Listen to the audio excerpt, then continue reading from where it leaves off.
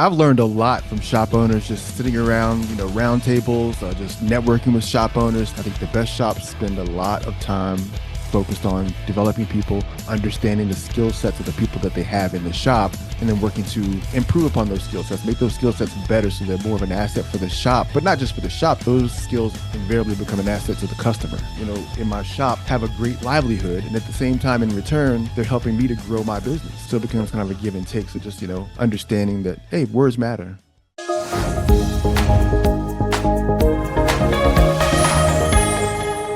All right, thank you everyone for joining us for another episode of the Lift Your Shop podcast. I'm Kelsey Alsh from Lift Auto Repair and Marketing, and today we have another amazing guest. We have Chris Jones, Group Editorial Director at Endeavor Business Media, and also former editor at the Ratchet and Wrench magazine. So, I'm sure most of you know exactly who Chris is, but Chris, thank you so much for being with me today. No, it's a pleasure to join you, Kelsey. Thanks for having me on. Yeah, absolutely. And so, Chris, just to kind of, get things going a little bit, tell us a little bit about your background and kind of how you got then starting to get involved with the auto repair industry. Yeah, so I've got about 20 years, under my belt in like kind of journalism, marketing, branding. And so I started off in a college marketing department, working in there as a designer, Very cool. progressed into newspapers, where I got my first taste of writing. And then once I got that taste of writing, I knew that's what I wanted to be doing. So I spent some time writing, kind of bounced back between writing and design before I finally challenge myself to make a decision. Where do I really want to be? Like, what's my true north? And I realized that writing was my true north. So I just I put all the design away and decided, okay, I'm going to put the graphics away and just go straight to journalism and spend the rest of my life there, just working in that space. And so about 2012, I made that commitment, and I've been kind of writing ever since. So I've been the editor of a parenting magazine. I've been the editor of a health magazine, a health website, a spine and back website, a children's mental health website, and then a city magazine. So that's kind of been my journey over the last 11, 12 years before coming to automotive. Automotive was purely accidental. I wasn't Okay. expecting to be in automotive. No? I saw a job on Indeed. We were coming through the pandemic. I was working in that kind of that regional city magazine, Mhm. and our publisher was concerned about like a second wave of COVID, advertisers pulling back, and so they were concerned about having to cut back. And so I knew that the handwriting was on the wall. I was like, maybe I need to do something different Yeah. now. And so I applied for what I thought was just an editorial job that ticked all the boxes. It had, all the things in my background, like podcasting and magazine leadership and journalism and creativity. And I was like, okay, this is a pretty cool job opportunity. So I did a couple of interviews, and then towards the end, I found out it was automotive. And so they asked me, well, what do you know about automotive? I'm like, nothing really. And they said, well, automotive. It's like a business magazine for automotive. And I was like, well, I know business, so if you can bear with me on the business side, I can carry the business side, and I can learn automotive along the way. And that's kind of how the journey's been. So I spent, my first year in the magazine talking about mostly business type things, because that's what I was comfortable with. And so I did a lot of talking about marketing and branding, like all the businessy type stuff in automotive, until I learned from the shop owners about the actual automotive business itself. And now it's a lot more comfortable for me to talk shop. I know like the terminology. I know what shop owners are talking about when they talk about, their ARO or like technician efficiency. Like all of it's now become a part of my vernacular. But when I first got in here, I was like, whoa. Yep, no, I 100% agree because I think I'm right in the same boat with you in terms of how we fell into auto repair.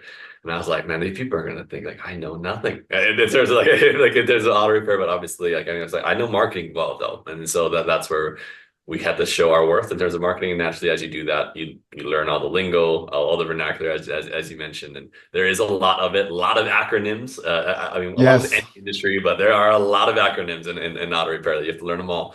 But obviously, it's a very, very hardworking, hard-nosed industry that I've grown to love. And I think the way that the affected communities are so unique and maybe misunderstood. And so through this journey, though, I'm sure that you've learned a lot about the auto repair industry in and of itself and the business owners and things like that. And so I would love to learn maybe some lessons and things that you've kind of gathered along the way. Yeah, I've learned a lot from shop owners, just sitting around, round tables, just networking with shop owners, spending time with them at various conferences. I've learned just a ton about the business, and like you talk about they're hardworking, hard nosed, but at the end of the day, they care. That's the one thing that really stands out to me the most is they genuinely care about people, and they are misunderstood. I think people do have a perception of automotive shops that uh, we could stand to fix, right? Yep. That we could stand to help them improve. But I think one of the first lessons that I learned right out of the gate in year one was that people come first. That they love their people, and that taking time to develop people is paramount for an auto repair shop to be successful. A lot of the best auto repair shops that I talk to, the shop owners I talk to, spend significant time developing their people, whether that's them spending time in one-on-ones with them, whether they're having group huddles with them, whether they're meeting with them for additional training or providing additional training. I think the best shops spend a lot of time focused on developing people, understanding the skill sets of the people that they have in the shop, and then working to improve upon those skill sets, make those skill sets better so they're more of an asset for the shop, but not just for the shop. Those skills invariably become an asset to the customer. I 100% agree, and I think that you mentioned a key word in terms of like some of the best shops are definitely investing in people because again, I see the flip side so often in terms of like people are so customer centric, which is great. Like you want to focus on your customers, but if your people are not there to support the customers, everything's going to fall apart and it's going to go by the wayside in terms of like, well, will they even come back? And so I think that's such a great thing and a powerful thing that maybe you've learned that, yeah, the best shops invest in their people. I think being able to see that also as an investment in comparison to like, oh my gosh, oh, look at all this extra overhead and cost that I have to do with all these people that are coming on board. And what if they leave me? But I think always the flip side is like, what if they stay? And now they don't know Yes. anything. So yeah, I think that's super powerful to learn and know. Yeah, no doubt. And I think that's how you have to look at it. What if they stay? What if they become leaders in the shop? What if you get to a point where you're ready to expand and add shops? Now you've got leaders that you've groomed yourself, that you've built yourself, right? Yeah. At your fingertips, people that you've invested in, and people, when you invest in a person, I know like when my company invests in me, or if I invest in somebody, like there's this reciprocation that happens, right? Where if someone's investing in me, then I want to give them my loyalty. I Mhm. want to pay that back. I want to show them that the dollars they spent in me, were well worth it, that it mattered to me. And so I think that that's the attitude you have to have is that, when you do put that time and energy into somebody, they're going to reciprocate. They're going to want to make sure that you see that you see that investment was valuable and Yep. it pays in dividends. Exactly. And I think and another great word you mentioned is loyalty. Just it breeds loyalty, and that is invaluable as a business owner. 'Cause I think for all of us, we like they know like one of the hardest and most painful thing at times is like, oh, someone leaves and you have to hire a new person and you have to train them again and start all over in the process. And yes, maybe some people are large enough now where they're not involved as much in doing that day-to-day training. But again, I mean, you have leaders, and if the leader leaves and they don't feel like they're invested in or being, and there's no need to be loyal to you again. That's a painful position to have to then fill and do. And so I think yeah, it's just so important to make sure that you're even like looking at what do I need to budget for my employees outside of just their salary and compensation. Yeah, exactly. So Yeah. perfect. Yeah. I think another thing I learned is just, mind your math. Mm, That's kind of the second lesson I learned from shop owners is just know your numbers. Spend time dissecting your numbers, know your P&L, understand, where your money is going, have a goal. I learned that from Murray Voth. I spent time with him on an episode and he worked backwards. He said, you have to work backwards. So where do you see your shop? Are you going to be a shop that's $1 million shop, $2 million, $3 million shop? Start with that number and then figure out, working backwards, what do I have to do to get here? How much does my labor rate need to be? How much is it going to cost me to have the correct number of technicians paid at the right price to mhm. get to that number? What's it going to cost for the front end? What's it going to cost and the right tools in the shop? So just minding your math, knowing your numbers. And I think that's a big one too, is just being able to sit down and understand the logistics of running a shop from your spreadsheets, essentially. Yeah, no, exactly. And I think a lot of people, when they think of numbers at times, they get a little bit scared. And then again, not everyone's forte are numbers and math and things like that, which I totally understand. But as a business owner, it's inevitable. If the numbers that don't lie, I think it's a common phrase that a lot of people use and share, and they truly don't. It's like the numbers will tell you how profitable you are, how much growth expansion you're able to have. Because if you're not making any money, you feel it. Everyone feels it. Everyone's stressed, and so like again, that's where you need to understand those numbers to see how you adjust and do things differently. And then, like you mentioned, like having a goal, like having a direction to point. So that way, I think by having that, it helps the cost of things seem less like monumental in terms of like, oh my, Yes. like look how much we're spending. Like, but no, like look how much we're making. And naturally, yes, that's going to create some spend. Like that's inevitable. But let's see, like, okay, yes, I understand because I want to grow to this. I'm going to need to spend this. And that's just a part of the cost of doing business to get to where I want to be rather than, oh my goodness, I have to spend how much money again? Like, what is going on? Like, what is all this that's going in and out? Like, that's where again the numbers don't lie. That'll help you understand at what scaling effect you need to go. Yeah, but it's like we talked about before, seeing it not as a cost, but as an investment, right? Yeah, Seeing it as an 100%. investment in business, when even down to a marketing budget. I know there are many shops who belabor that whole marketing budget idea. Like, I don't want to put money in marketing and, am I going to get a return? And well, you absolutely get zero return if you don't invest. Exactly. I And mean, so and spending playing, having that. yeah, and having I played baseball my whole life, and so it's always like if you have no chance of getting on base if or hitting the ball if you don't swing, I kind of deal. And so that's where you have to do some things. And yes, there's risk involved. There's gonna be risk involved with anything, but with risks, hopefully comes a great reward. And if you're looking at it and managing it the right way. And I mean, words are so powerful. I mean, as a journalist, I mean, the seeing a word in a different light can then kind of just change your whole perspective of what you want to do. And so, yeah, this cost investment, just one little change there, boom, your mindset shifts, and like, oh my goodness, like so many more opportunities are possible now. So, yeah, Yeah, yeah, and it's even like I think so much of it is mindset, especially with money, because money can be one of those things where we get really like dicey about. But it's like, changing it to, like you said, changing your terminology from spend to invest, or, I get to pay my people this as opposed to I have to pay my people this. Like it's like a privilege to you. Like I get to help these people, in my shop have a great livelihood, and at the same time, in return, they're helping me to grow my business. So it becomes kind of a give and take. So just, understanding that, hey, words matter. yeah, absolutely. And so we've hit on two amazing lessons learned, and again, just to share with people so that they can build and be prepared. We're talking about Chris had 5 lessons for us today, and so we start at 3. So at first, again, people matter, and then second, know your numbers, kind of as a general guideline. So what do you have for us for number 3? Communication matters. Yeah, Communication is everything, just being visible. Something I learned, something Todd Hayes always talks about is no ivory towers, right? There's no ivory towers. So as a shop owner, you're not off in the corner office. You're out there with your people. You're out there mixing and mingling. You're talking to your people. But communication matters in the sense of just having those one-to-ones. That shows people that you care. mhm, When you want to sit down with someone and just talk to them, about work, about life, about what matters to them, about their career path.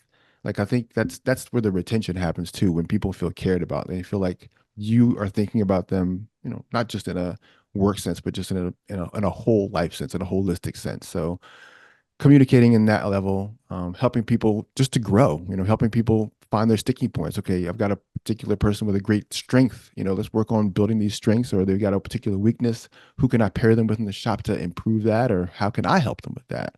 Um, Group huddles, just making sure you have those weekly team meetings, spending time together as an entire team, having those outings. But I think just having this communication loop is an important thing. And then allowing them to manage up, if they see things in the shop where they could assert themselves and say, hey, I think we can improve this process. Hey, I think we could do better here. Or, hey, I'd like to see, as an owner, I'd like to see if we get more tools. Can we do this? Allowing them to express themselves as well, where the communication becomes an entire circle as opposed to top down, but it becomes top down, bottom up, and yeah. everybody is kind of managing both ways. I think that communication improves everything. Absolutely. Because again, I love like at the top, it's not always top down. It should absolutely be bottoms up as a leader. How are you helping even the people at the lowest level? Because obviously there's levels within any industry. But how do you reach and develop those people there at the bottom? How do you help them and serve? We're in a service-based industry. And I think at times Hmm. it's just forgotten and like that yes, you're serving so many customers, but you need to serve your team in the company that you're building and figuring out ways to help them. Because if you help them, they will help other people and help the company naturally. And so I think that's just a missing piece. And it's just as a leader, I think it needs to be developed and you have to put in the effort, unfortunately. Like you mentioned, you need to have those one-on-one time. The only way to have that time is you do dedicate and focus and like say, yes, I am going to have this time. It's locked on my calendar. Here it is on maybe it's bi-weekly or weekly or whatever it is that you're able to do. But it as a leader, you can't just say, no, everything's going smooth, everything's fine. Because eventually, yes, maybe in the short term time frame it is, but eventually, slowly the hinges start again with any car. I mean, you start seeing that wear, and if no one takes it in, that thing's falling apart, and you're kind of in a world of hurt at that point. It's too late. So yeah, I think Yeah. it's a Yeah. great I point. mean, you're a husband, you're a father. I'm a husband, I'm a father. It's like, imagine, if I don't talk to my wife every single day, or if I Mhm. don't have some sort of communication with her every day, or my kids, if I don't have some sort of communication with them every day, you know, the relationship isn't as tight as it was the day before. Yep. And I don't have to have long, drawn out these heart talks with them every day. Like as a shop owner, you don't have to sit down and really like dig in and have these really intense talks. But it's short things. Hey man, how's your morning going? When Mhm. you see him in the morning, or hey, I was talking to Bill Snow yesterday, and he was talking about like, hey, just ask, hey, your son had a football game yesterday. How'd it go? Did he win? How'd it go? So just having just these little small deposits, it's like a bank, make these little small deposits and the bank gets larger and larger and larger, as opposed to the opposite end where if you're a boss who is known to talk to notice just errors or inefficiencies, then it's like a deposit to the point where you can overdraw and exasperate your team. So learning to communicate both ways, for every withdrawal you make sure you make multiple deposits. I love that. I love that analogy a lot because, and it's something I wish there's some leaders that are so good at this and just like really knowing and understanding like people's personal lives, exactly what happened, and asking those right questions because that's so important to, again, you ask the right question, someone then understands and knows that you listen and you know exactly what's going on, and that's really, really, again, as your business scales, that's not easy in terms of the amount of people and ways that amount of times you have to communicate, and definitely something like as a leader, I'm trying to work on it because we're a 100% remote company. And so I cannot have it in there. Like there's lots of people within our company I've never met in person. It's just like over Zoom and things that we chat and talk and it's great.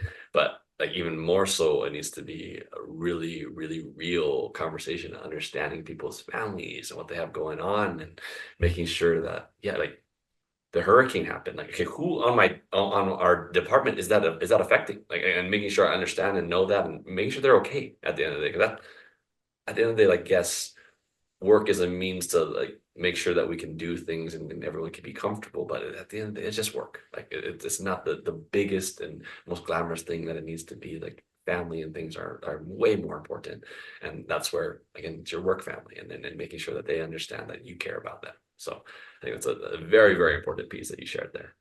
Yeah, and because people want to be heard, right? They want to feel like they want to feel validated by you, and so like the best way to close that communication loop is just read back to them. So when they bring something to you, or bring an issue, they talk to you, or you as you wrap the one-on-one meeting up, repeat everything back. It's okay. Mhm. We just finished chatting about this. Did I understand you correctly here? And then here's my next actions. So just giving them that peace of mind, assurance, like, wow, yeah, I was heard, and they walk out and they feel good about it. Yeah, and that's honestly a very good sales tactic as well. I think for service writers and advisors, I'm sure like yeah, that's a practice that they understood and know. But like as a leader, same thing. It's like you're constantly selling your staff to be with you and be loyal, and so like doing those little things, the more you do it, the more natural it'll be, and then you're not even feeling like you're doing it at all anymore. Yep. So, Yeah. So, and then the next thing I learned, is just train, train, train. The best shops, what I've learned from some of the best shop owners that I've spoken to is that they're committed to training. mm, They want their people to be their very best, not just for themselves or for the shop, but for the customer. They want the customers, you know, they want the vehicles that they work on to be handled by the top technicians in the industry, essentially. So we want to be able to say, yeah, we have ASC certified techs. Our techs are always training. They're always, on their grind, learning new things so that they can improve the safety of your vehicle. So I think just that constant training, and sometimes training is as simple as using an app, or training as simple as a lunchtime Zoom or a lunch and learn you can do in your shop, or you can bring somebody in to train your people from a neighboring shop, perhaps, or just, some organization that trains, or you can um, work with some of your vendors because vendors provide training, or send your people out to Apex, SEMA, Vision, some of these other places. But always be training, just constantly train your people and then figure out where their skills lie so that you can really dial in on that training. So we're not just sending people to training in a haphazardly way. Like, okay, we're going to all go to Vision and we're just going to all take a bunch of classes, but say, hey, okay, I know that this particular technician, he's our strong EV guy. I want him to specifically focus on EV training so he can bring that training back and teach to others. Or this guy's a specific, just can specifically work on X, Y, and Z on a car.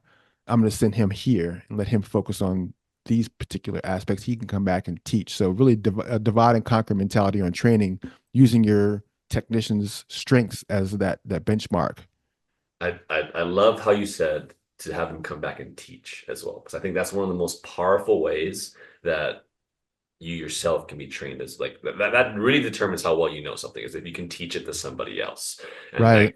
that's something that I've tried to build within our business. So like having different people lead different meetings and just saying like, hey, yes, it's a little bit scary that they're going to be doing this, but with that, you just naturally get better because now you build that confidence in teaching. Like, and then people are like taking that in and saying like, yeah, that was great feedback. And yes, at times maybe people aren't as prepared. And then we know, yeah, that means more training is needed. Like with any athlete, they don't just play the games. That's not the only thing they ever do. There's so much training and practice and things that need to go into place. So why would we treat any other like again with an auto repair? Like game time is when the car shows up. That's game time. It's time to perform.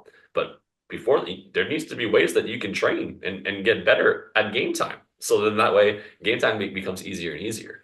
So I think that's such a huge important point that you mentioned there. Yeah, and it's a cool thing. Like, I've been to many conferences at this point, and the very first conference I went to, 2022, was Vision. Hmm. And I get there and I'm kind of in awe, like, well, this is so cool. And do you know Travis Troy? Yes. Yep. So I see Travis Troy for the very first time, and he's flanked by all these technicians, like 6 or 7 different guys. And I was like, whoa, check this out. Like all they have all their honest wrenches uniforms on.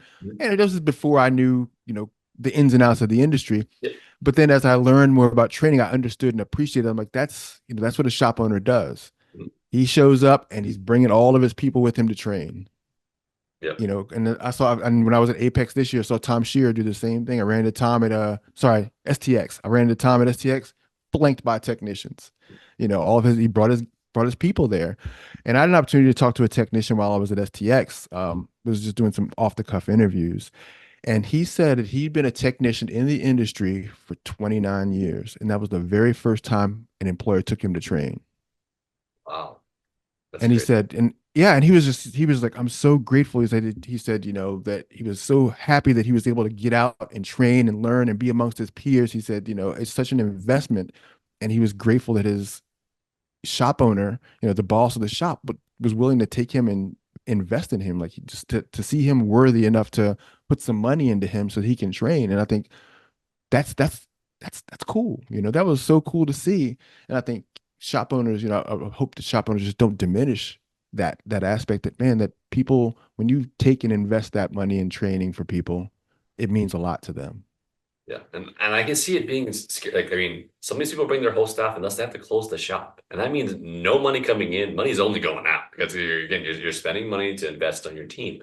But again, seeing it truly as that investment versus like, oh my, like look how much money I'm losing because the shop is going to be closed, and now we're all over here instead. And like, what if they don't? What if they fool around while we're out there and they don't even take it seriously? But like, that's again, there's no one to blame except yourself there as a leader. Like, make sure that you're like they're understanding like, yes, I'm investing in this time because I want you to be better. And then if you foster that, they're gonna take it super seriously, of course, because they understand like again, for 30 years of working, only one person has ever done this for me. And so like again, things like that happen and they want to feel that like that buy-in from the owner into them. And so with that, then will they come back and be lazy? More than likely not. Like they're just like, oh my goodness, this person really cares about me. I'm gonna make sure I do everything I can for them, and that's what you want to happen and create by Yeah, doing. I mean, you're putting them in a place, you're putting them in a place of passion. Mhm. they're not going to goof off. They're going to study something that is very interesting to them. Mhm. Something Yep. that they want to learn, something they want to bring back. So I think, yeah, just have that faith and just give them that leadership. Say, look, I want you to go and enjoy this, enjoy the time here, of course, but learn to your heart's content all the stuff that's here and available to you. Yep. Absolutely, 100% agree. All right, we are on the last lesson. What do you have for us, Chris? Number five. Number five, I was fighting over what five should be because Oh. I had two really good things, but I think I'm going to say number five should be have a succession plan. Hmm. Have a succession plan. When I talk to some of the older shop owners who are getting out of the business, who have exited, like the guys like Dutch or Marconi or some of these guys who were longtime shop owners leaving the shop, you know, even Alaramis, who in Colorado, it's the succession planning. You gotta know where your shop's gonna go after you're done. And succession planning does not have to happen when you're, as I've learned, 15, 20 years down the road. It should be a part of your business planning. As you venture into shop ownership year one, you should know how you're getting out in year 20. Yep. What's that plan going to look like? Who's going to take over your shop for you, whether that's your kids or some other person or someone in your shop's going to buy you out or you're going to sell. But just knowing, and that can be fluid. That's the one thing I learned from some of the shop owners is that can be fluid. Yeah, you don't have to know specifically, but you have to kind of have an idea and what those steps are going to look like. What's, how do I want to leave this shop when I go? Like, in terms of like how much money do I want the shop to have made? How big do I want it to be? Like how do I want the culture to be? Like part of succession planning is not just the escape, but it's all the build up that goes into the shop. Absolutely. Because that shop is your legacy ultimately. And so as you leave that shop, people will remember you as that person for the longest time, and that shop will be a reflection of you for many years to come. But yeah, having a succession plan, just knowing the ins and outs of what's next for the shop, and then more importantly, what's next for me. Mhm. What am I going to do after I get out? Am I going to retire and continue in the industry as a coach? Maybe am I going to retire and go do something else? But just knowing what you want to do after shop ownership is over, so that you're not idle either. Yeah, no, absolutely. I think that's what helps keep you running. And you're always, no matter what, you're selling the business to somebody, whether it's someone within the shop, whether it's a third party that comes in and acquires it, or it's family. Like regardless of who you're selling it to somebody in some shape or form. And so yeah, creating that plan of succession, but even more so like that plan of succession for them to succeed as well. I think it will like, well, one, you'll more than likely be able to sell it for more because it's a lot easier for someone to come in and have success there. And then two, though, like you mentioned, it's your legacy that does even a lot of times it's your name that's on the brand for a lot of these owners. And so like, would you want that name to just tank once you sell and then magically go away? It doesn't help the community anymore. No, like that's not anything. You put your heart and soul into this business, supporting the community. You would not just because, oh, I'm selling, I'm out. Good luck. Like no, I would not. Yes, maybe there's a handful of people that maybe have that mindset, but majority like these people know their community so well. Like I mean, I've gotten to know so many owners now. Like I know that that is not their mindset. And so yeah, creating that plan of succession for just the future, what that needs to look like. And maybe some of you are like, no, like there's no way I sell to a franchise because that's not what I want. And that's great to at least know that point. But again, if you don't have a plan, then you're at the like the last couple of years, you're like, okay, now it's time to think about it. Like that's a little bit scary now at that point of where things are at with the business and maybe you didn't invest in your team, you didn't understand your numbers, you didn't do all these little things that you kind of the lessons that you learned that you talked about with us today, and now this time of plan of succession you're scrambling, and that'd be really scary at that point. So I think it's so important to for those that are hopefully still listening and watching, that they really apply what you shared with us today in terms of these lessons that are so monumental and powerful to really change the course of the business. Yeah, I mean, the thing about the succession plan is it gives you a very thorough roadmap of, the how you're going to structure your revenue plans, how you're going to structure the insurances you need for your shop. Yeah. It's going to give you a thorough plan on, how you're going to develop the people, because you're basically just using that, running that simultaneously with your current business plan, but it's more operations based.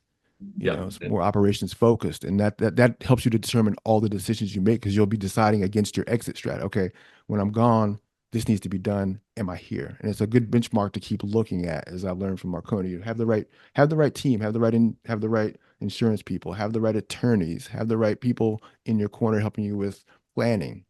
Yeah. And And again, if you're not sure where to start, I mean, there's a lot of people that have not gone through it, and they're like, and very recently have yeah, gone through it, and are great points of access and success. And I know they're at within the Ratchet and Wrench magazine. I mean, you guys have written articles about these types of things too, and so there's just so many ways to be able to learn and train yourself in terms of like, what do I need to do personally to start figuring out this plan?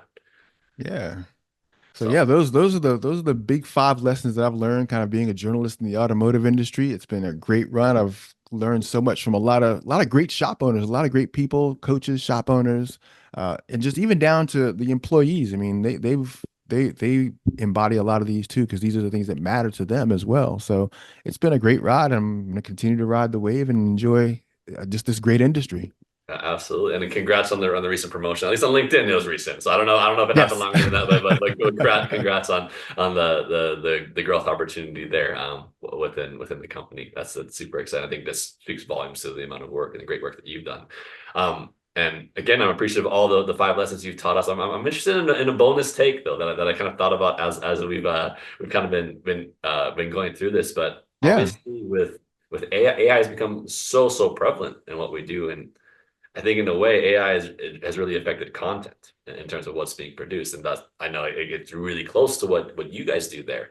And so I'm curious in your take in terms of like how are you seeing AI? Is it been a gain for the company? Has it been nope? Like this is where you need to be. These are the great risks. Like, well, what does that look like there? In terms of the content writing world. I fully embrace AI. I look at AI for me as a research companion Mm. more than anything else. So that's what I typically use most AI for. So, of course, we've always used Grammarly to as a spell check Yep. because it's much better than the word spell checker. But I mean, I'm always, popping on Chat GPT and using it as a research companion. So if I need to know some data or set because you know, you always fact check, but it's like it'll also give me the pathway where it found its information so that I can go back and look at that information myself. So it saves me gobs of time. Or if I'm going to have an interview with somebody, I'll plug in some articles that they've been a part of and say, okay, tell me about this person, and it just spits out information so that it helps me to have a more well-rounded interview, and I can write better interview questions. Mm. So it's a big time saver for me. Or using AI, like as you know, with video, you can use AI to help you streamline video, Mm. or help you with editing podcasts. Now with like Descript, you can use AI and edit podcasts. Yeah. So I fully embrace the technology. I think it's there to help people to improve their lives, be more efficient. And I think even on a shop level, you're seeing more AI capabilities with a lot of the shop management platforms. So I think, yeah, if you have an opportunity to try it out and use it, I think just go all in. Don't fear the technology. You know, you, you know what's real and what's not. In a sense, like you can Yeah. look at the information, you can glean and figure out, okay, this is iffy, this isn't quite right, but hey, this works pretty good. So I think, yeah, roll with it. Yeah, I love that, and I think yeah, the key phrase you mentioned great phrases and attachments to the lessons and things, and now here like a research companion. Don't just use it as a shortcut where you can just copy and paste things and throw articles on the internet. Like again, that obviously there's people that do that. They see it as a great shortcut that can make things happen for them. But again, with too great a shortcut, usually comes with a lot of risks. And then obviously there's things in ways that it's not seen as valuable. Because at the end of the day, that's what the internet wants to see. Wants to see valuable content, things like that. So yeah, using it as a Yeah. prompt for yourself to do research and things is again, it's an amazing tool that should be leveraged. So if you ignore it, strongly suggest against that. But at the same time, you don't just be like, oh yeah, everything's AI, hands off the wheel. I'm Yeah. good to go. And so yeah, But that's a yeah, it's great. It's a great tool for brainstorming. If you need ideas for headlines or you need ideas for topics, say, hey, I'm writing about this. Give me some headline ideas. And it just gives you stuff to just get your mind going. yeah, You no, don't have to take them, exactly. but I mean, it's as fodder. Yeah, as a marketer, I mean, we write blogs a lot for different websites. Like, there's only so many different ways that you can make up a title for brake repair, and so like the ChatGPT helps in terms of like, oh, that actually sounds really good. Let's throw that could be a really good title, and then obviously then you write a unique piece of content around it. So Yep. yeah, I think that's super cool, super interesting. Again, Chris, thank you so much for your time today. I think these lessons have been so important to learn and glean such powerful information from. But as a last parting gift for those that are still listening, usually what I always ask is kind of a book recommendation that you have that's maybe been either a monumental shift for yourself or for that you've seen affect others. Yeah. So, one of my favorite books to read and reread and spend time with is this book called Lincoln on Leadership.